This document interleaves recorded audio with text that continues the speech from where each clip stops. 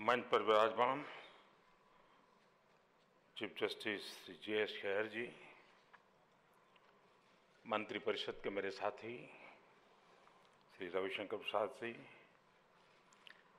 Justice Shri Deepak Mishra ji, justice Shri Chelameswar ji, justice Shri Khanwilkar ji, सभागृह में उपस्थित सभी आदरणीय वरिष्ठ सुप्रीम कोर्ट के जजेस, बार के मित्र, भाई और बहनों, आज बुद्ध पूर्णिमा है। इस बुद्ध पूर्णिमा के पावन पर्व पर मेरी आपको और देशवासियों को बहुत बहुत शुभकामनाएं हैं।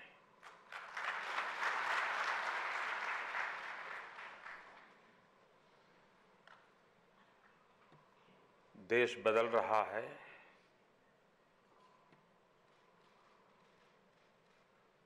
छुट्टी है, हम लोग काम कर रहे हैं।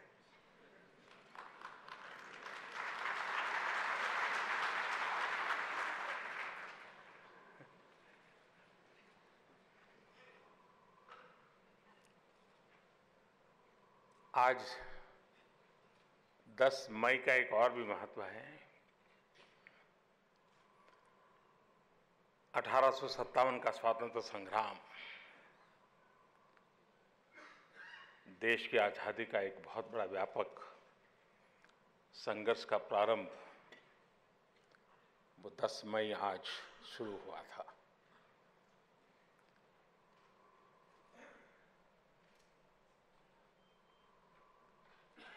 आज आधुनिकता की ओर एक और कदम, और वो भी न्याय व्यवस्था की तरफ से हो रहा है। मैं चीफ जस्टिस साहब और उनकी पूरी टीम को हृदय से बहुत बहुत बधाई देता हूं, अभिनंदन करता हूं।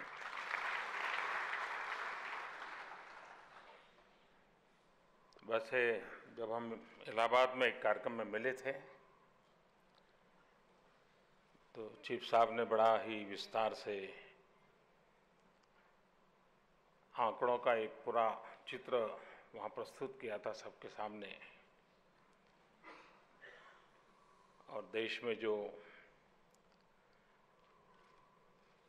केसेस बाकी पड़े हैं, पेंडेंसी है, और उन्होंने देश की जुडिशरी को अपील की थी कि आप वैकेशन में कुछ समय दीजिए।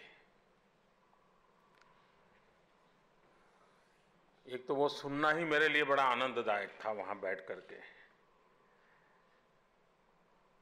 और बड़ा प्रेरक था। और मुझे खुशी है कि मुझे कई जगह से खबरें आ रही हैं कि बहुत बड़ी मात्रा में हाई कोर्ट में, सुप्रीम कोर्ट में जजेस अपने वैकेशन को कम करके इस देश के गरीबों के लिए अपना समय देने वाले हैं। मैं इसके लिए आपका बहुत आभारी हूं।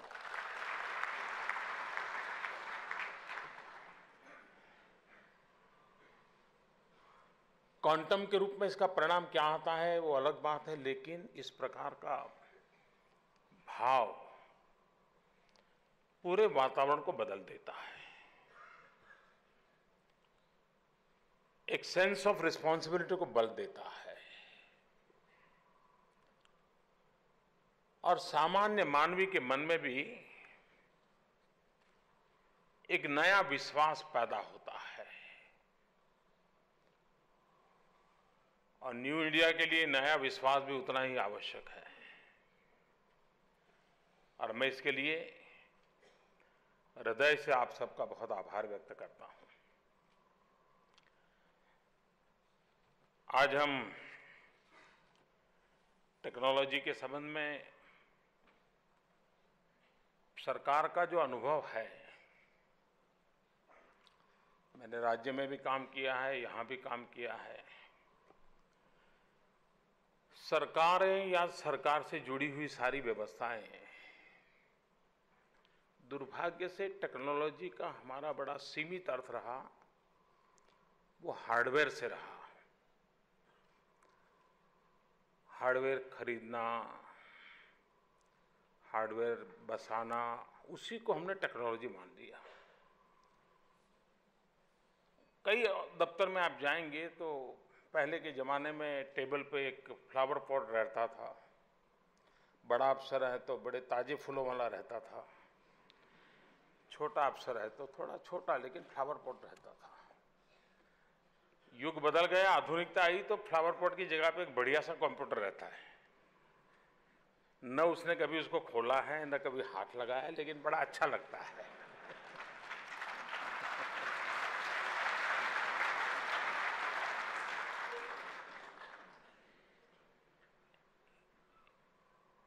इसलिए समस्या टेक्नोलॉजी की कम है, बजट की भी कम है, माइंडसेट इज ए प्रॉब्लम।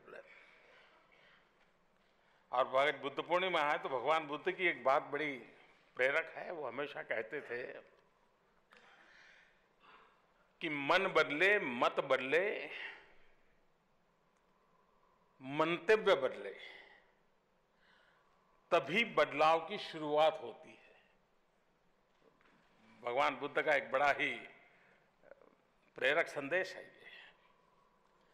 और उस अर्थ में आज भी हमने देखा, हर किसी को लगता है कि अब 6 महीने हो गए, मोबाइल फोन का मॉडल पुराना हो गया, जरा नया मॉडल ला दें।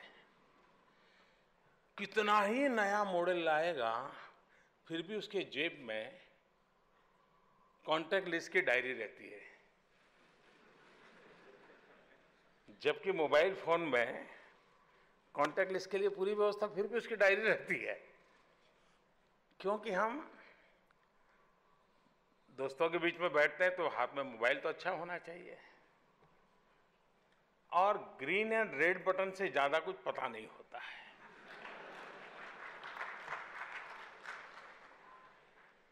हम इतने, हमारी स्थिति ऐसी है कि हम बदलते कैसे नहीं है।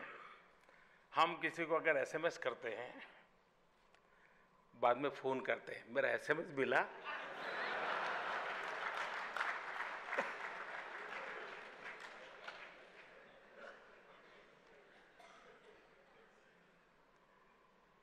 चुनौती सॉफ्टवेयर में नहीं है, चुनौती हार्डवेयर में भी नहीं है। और इसके लिए एक सामूहिक मन बनाना पड़ता है। एक चेन अगर टूट गई तो प्रोसेस अटक जाती है। किसी को लगा नहीं भैया अब देखिए, हम में से कोई, इंक्लूडिंग माई सेल्फ, जब तक अखबार हाथ में लेकर के अखबार नहीं पढ़ते तब वो मजा नहीं आता है। अखबार पढ़ा ऐसा लगता है। आज के बच्चे अखबार को छूते नहीं, यूं करके दुनिया भर की खबर लेकर आ जाते हैं। तो ये जो बदलाव है, इस बदलाव के साथ अपने आप को जोड़ना, और ये एक एनवायरनमेंट क्रिएट करना पड़ता है, तब जाकर के होता है जी। एकांत व्यक्ति का इंटरेस्ट होगा, वो करता रहेगा तो एकदम से पूरी व्यवस्था में आइसोलेट हो जाता है। और इसलिए अभी चीफ साहब मुझे कह रहे हैं कि हम अभी एक प्रकार से ट्रेनिंग का लगातार डिस्कशन का काम कर रहे हैं, ताकि ये नीचे तक कैसे परकोलेट हो, इसका लिए हम प्रयास कर रहे हैं। टेक्नोलॉजी की ताकत बड़ी अद्भुत है। जो इसको अनुभव करेगा उसको अंदाज आएगा कि इसको कैसे उपयोग में लाना चाहिए। शुरू में उसको बड़ा डर लगता है, यार ये मेरे बस का रोग नहीं है। आपने देखा होगा, आप घर में बहुत बढ़िया वीसीआर ले आए, बढ़िया टीवी ले आए, लेकिन आपका पोता, जब आपको समझ नहीं आता, पोते को बुलाते हो, अरे देखो यार कैसे ये अटक गया, तो वो ठीक कर देता है। यानी इतना बड़ा गैप है जनरेशन का इस सारे मामले में। और इसलिए इसको कोप अप करना एक जनरेशन के लिए थोड़ा कठिन है। लेकिन अगर वो जनरेशन इसको कोप अप नहीं करेगी तो नीचे परकोलेट होना इम्पॉसिबल है। और इसलिए एक सबसे बड़ी चुनौती इसके साथ जुड़ी हुई है। मेरे हिसाब से e governance, easy governance, effective governance, economical governance, environment friendly governance। हम इस ई गवर्नेंस को जीवन के हर क्षेत्र में कैसे लाएं? अब जो हम एक कागज A4 साइज का एक कागज उपयोग करते हैं, रिसर्च ये कहता है कि A4 साइज का एक कागज पूरी प्रक्रिया के दरमियान 10 लीटर पानी कंज्यूम करता है। 10 लीटर पानी। इसका मतलब यह हुआ कि मैं अगर इस पेपरलेस दुनिया की ओर जाता हूं तो मैं कितनी बड़ी आने वाली पीढ़ियों की सेवा करने वाला हूं।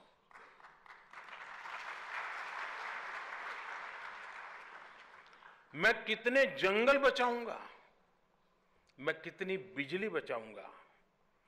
जब मैं बिजली बचाऊंगा तो मैं कितने बड़े एनवायरनमेंट के इश्यूज को एड्रेस करूंगा। यानी एक प्रकार से ये व्यवस्था की अपनी एक ताकत है। लेकिन जब तक उस पूरे स्वरूप को हम नहीं जानते तब तक यार छोड़ो यार, ये मेरा काम नहीं है।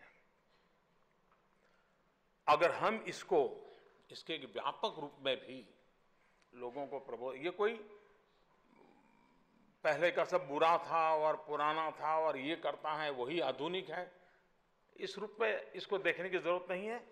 ये बहुत ही सरल है, बहुत ही उपयोगी है और आज के समय में जब समय की कठिनाई है तो कम समय में करने वाला काम इससे होता है। सरकार में बाय एंड लार्ज हमारा अनुभव ये है कि हम लोग ये मानते हैं, हमारे विभाग ये मानते हैं कि हम जो करते हैं बहुत अच्छा है, हमारी कोई गलतियां नहीं होती, हमारी कोई कमियां नहीं होती हैं।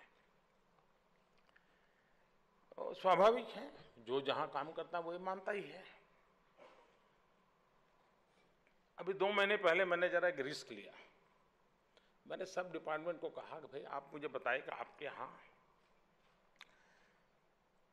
आपको लगता है कुछ कठिनाइयां हैं, कुछ गलत हो रहा है, इसको ठीक करना है या कुछ प्रोसेस को सिंप्लीफाई करना है, जरा दिखाइए।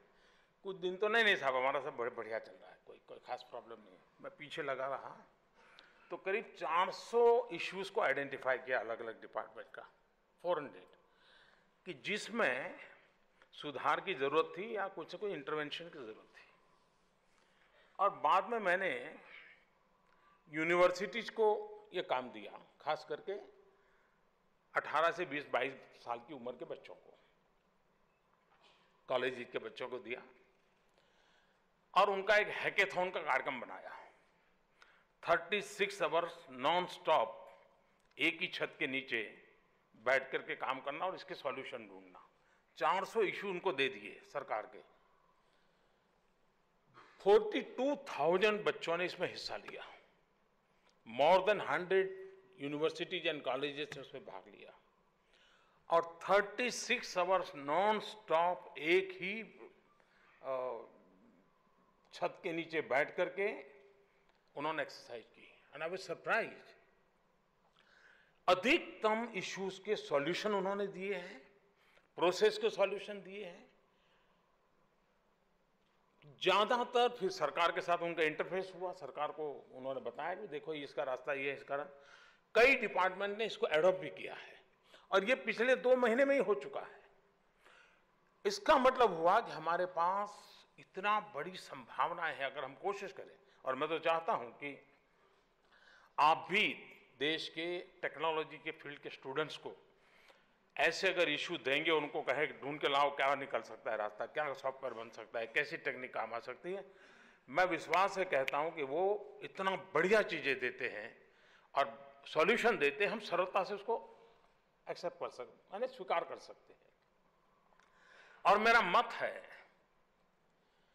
IT + IT = IT। अब ये अरिथमेटिक वालों के लिए काम का नहीं है। जब मैं कहता हूं, बड़े विश्वास से कहता हूं, IT + IT = IT, information technology plus Indian talent = India tomorrow. ये सामर्थ्य है इसमें, इस सामर्थ्य का हम उपयोग करके कैसे आगे बढ़े। अब एक जमाना था जबकि करेंसी टेराकोटा के, मिट्टी के कॉइन बनते थे, दुनिया चलती थी। वक्त बदल गया तो कभी तांबे के सिक्के आए, कभी चांदी के आए, कभी सोने के आए, कभी चमड़े के आए, धीरे धीरे करके कागज के आए।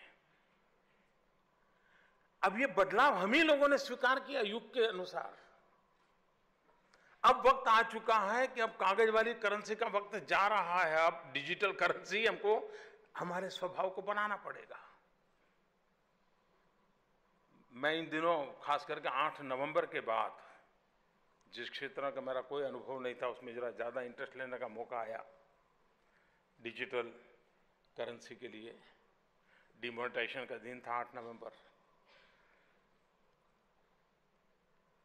और मैंने अनुभव किया कि नोट छापना, उसको सुरक्षित रखना, उसको पहुंचाना, ट्रांसपोर्टेशन, अरबों खरबों रुपया का खर्च है जी। एक एटीएम को संभालने के लिए, एक एटीएम को संभालने के 6 पुलिस वाले लगते हैं जी, जबकि टेक्नोलॉजी अवेलेबल है। जेब में एक करेंसी ना हो तो भी आप अपना गुजारा कर सकते हैं, इतनी टेक्नोलॉजी आज उपलब्ध है। हम अगर, जैसे सरकार ने इनिशिएटिव लेकर के भीम ऐप बनाया है, 1 रुपये का खर्चा नहीं है, आप अपने मोबाइल फोन पर डाउनलोड कीजिए, सामने वाले के पास हो, अपना कारोबार शुरू कर दीजिए, कोई प्रॉब्लम नहीं है। देश के अरबों खरबों रुपये से अगर बचेंगे तो किसी न किसी गरीब के घर बनाने के लिए, गरीब बच्चे को शिक्षा देने के लिए काम आने वाला है। टेक्नोलॉजी पूरे इकोनॉमिकल एटमॉस्फेयर को चेंज कर सकती है, ये ताकत है इसकी।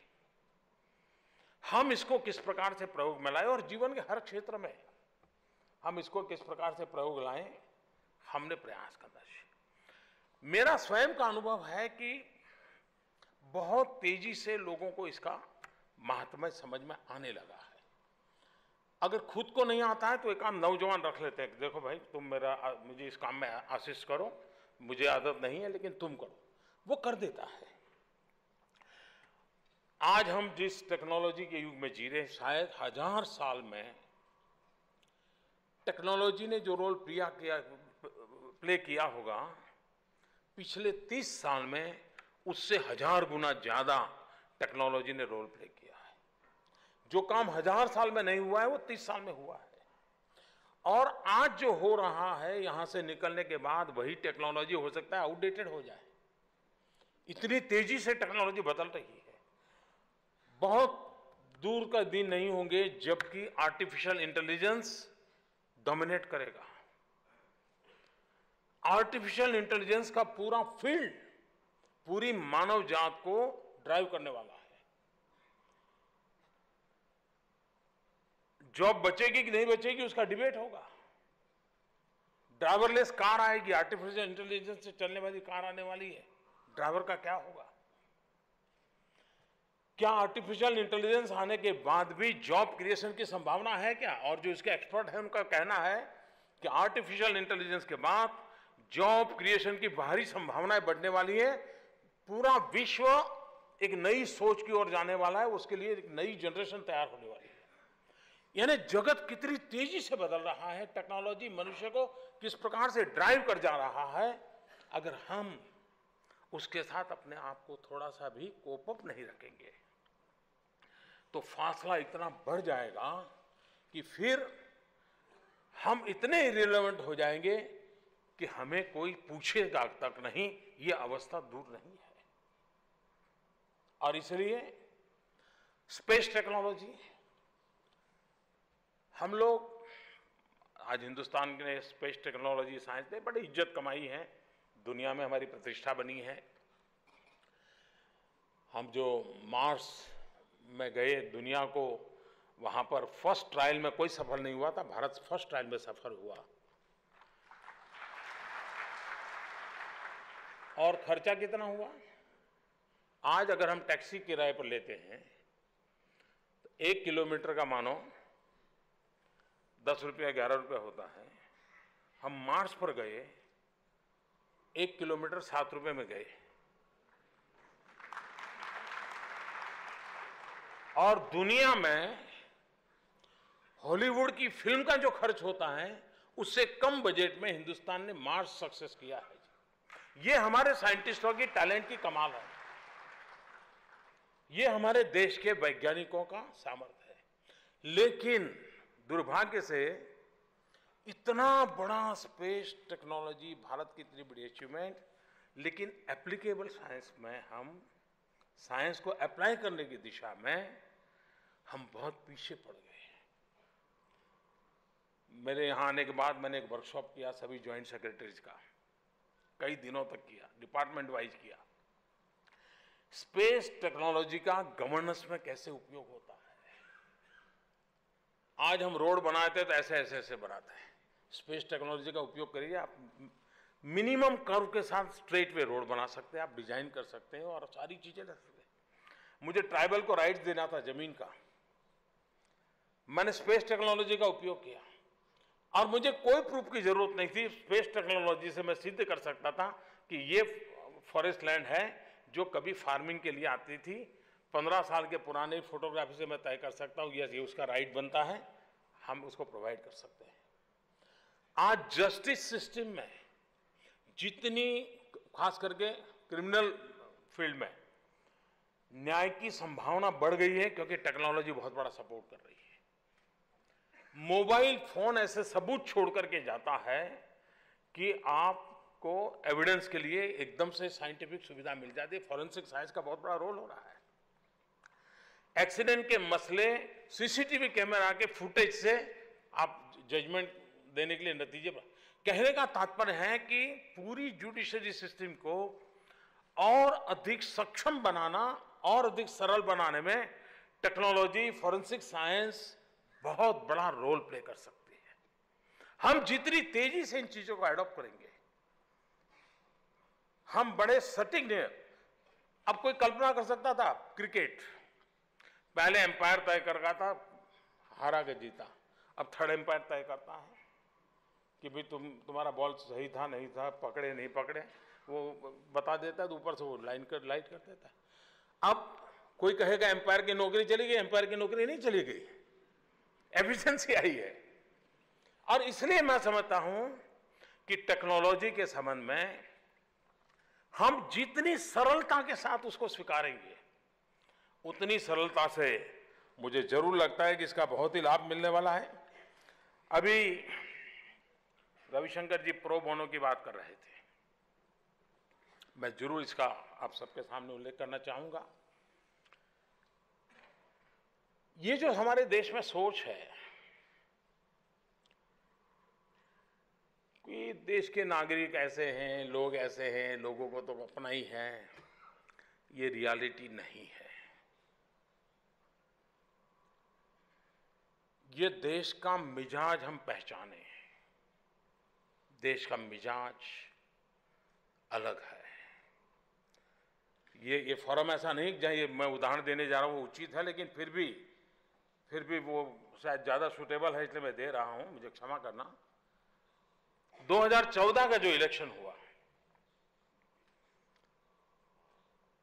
मेरी पार्टी ने मुझे प्रधानमंत्री के रूप में, उम्मीदवार के रूप में प्रस्तुत किया था। सामने भी कांग्रेस की पार्टी के लोग चुनाव लड़ रहे थे और उस चुनाव के पहले आपको मालूम होगा दिल्ली में एक बहुत बड़ी मीटिंग हुई थी कांग्रेस पार्टी की, और देश का पूरा ध्यान था कि वो क्या लेकर के देश के सामने आते हैं चुनाव के लिए।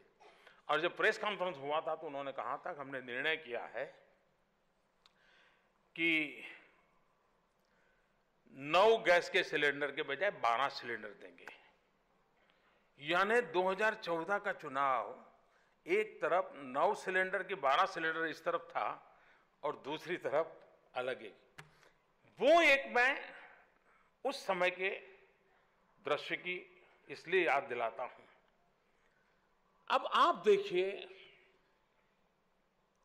कि टेक्नोलॉजी के द्वारा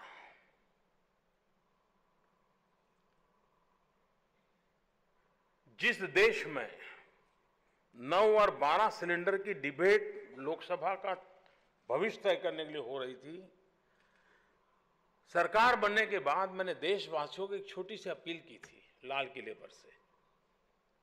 और मैंने कहा था भाई अगर आप को अफोर्ड कर सकते हैं तो आप सब्सिडी छोड़ दीजिए ना, इतना सा कहा था। और मैं आज बड़ा गर्व के साथ कहता हूं मेरे देश के 1,20,00,000 परिवारों ने गैस की सब्सिडी सरेंडर कर दी।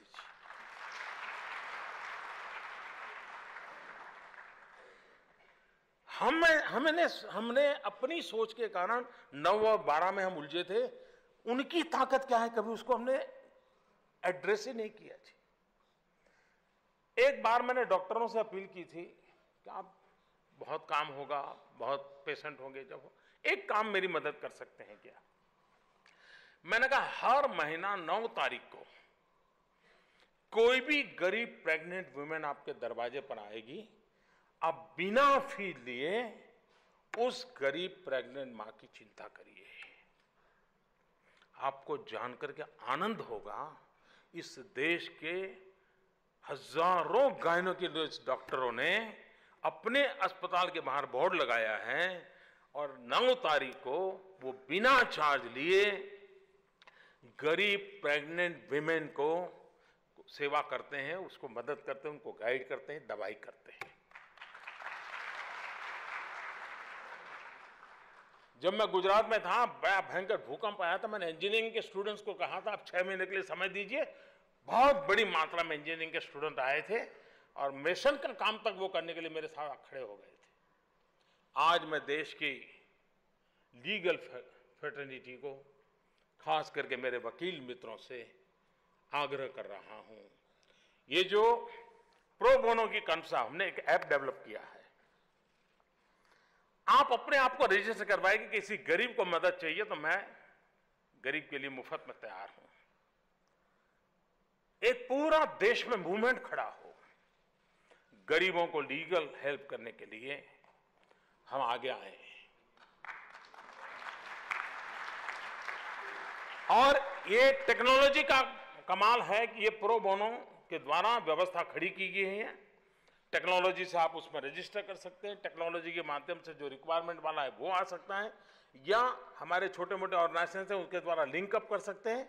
लेकिन एक नया इनिशिएटिव, अगर मेरे देश के गरीब विधवा रिटायर्ड टीचर वो जाकर के कतार में खड़ी रह करके गैस सिलेंडर की सब्सिडी सरेंडर कर सकती हैं। मेरे देश का गायनेकोलॉजिस्ट डॉक्टर 9 तारीख को गरीब मां की सेवा करने के लिए तत्पर रहता है। मेरे देश का नौजवान प्राकृतिक आपदा के समय अपने इंजीनियरिंग स्किल को लगा देने के लिए तैयार होता है। मेरा देश का आईटी का प्रोफेशन, मैं उसको कहूँगा 36 घंटे खाए पिए बिना एक छत के नीचे आ जाओ और देश की समस्याओं के समाधान के लिए कुछ रास्ते निकाले आ जाओ। और 42,000 नौजवान 36 घंटे के लिए पुरुषार्थ करके 400 समस्याओं का समाधान करने के लिए रास्ता खोजते हैं। मुझे विश्वास है मेरे देश के वकील भी मेरे देश के गरीबों को मदद करने के लिए इस टेक्नोलॉजी के माध्यम से आगे आएंगे और देश का भविष्य बदलने के लिए काम आएंगे। इसी एक अपेक्षा के साथ ये जो नया काम आपने शुरू किया है, खानवेलकर जी को मैं बहुत बहुत शुभकामनाएं देता हूं, बधाई देता हूं। चीफ साहब का मैं बहुत अभिनंदन करता हूं। मैं मानता हूं डिजिटल इंडिया की दिशा में, न्यायिक व्यवस्था में टेक्नोलॉजी का आना अपने आप में बहुत बड़ी सेवा करेगा। बहुत बहुत धन्यवाद। Thank you.